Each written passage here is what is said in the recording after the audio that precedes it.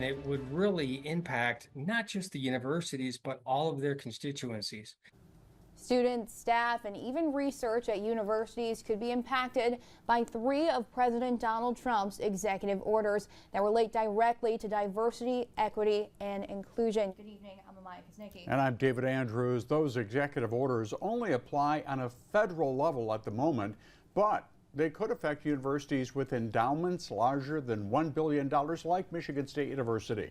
News 10's Isley Herschel has more on how state universities might be trying to adapt.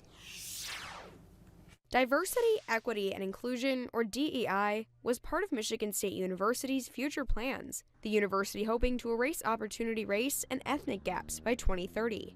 But a recent executive order targeting DEI programs could threaten crucial federal funding for the university. There's a balance here, and if there are dollars that are tied to any strings as it involves administration policy involving DEI, the universities will certainly be impacted, and I've got to believe will go out of their way to make sure that they are compliant. Daniel Hurley with the Michigan Association of State Universities feels there are conversations going on at universities across Michigan about how they could adjust their DEI programs. To continue to provide needed supports to students while at the same time adhering to the spirit of intentions around any forthcoming federal changes in policy. MSU recently canceled a planned webinar about the future of DEI at the school because of the executive orders signed by President Trump.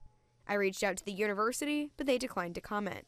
However, the university sent a letter to the community saying they understand the changes outlined in the executive orders may create concern. They will continue to include working closely with policymakers, listening to stakeholders, strengthening our community, and staying grounded in our core values and mission.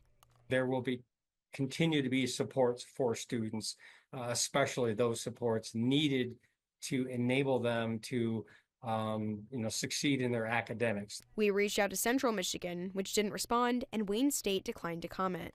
In Lansing, Isley Herschel, News 10. And another executive order from the president might cause more changes for universities. Today, President Trump signed an executive order calling for aggressive action to fight anti-Semitism on college campuses, promising to prosecute offenders and revoke visas of those found to be Hamas sympathizers.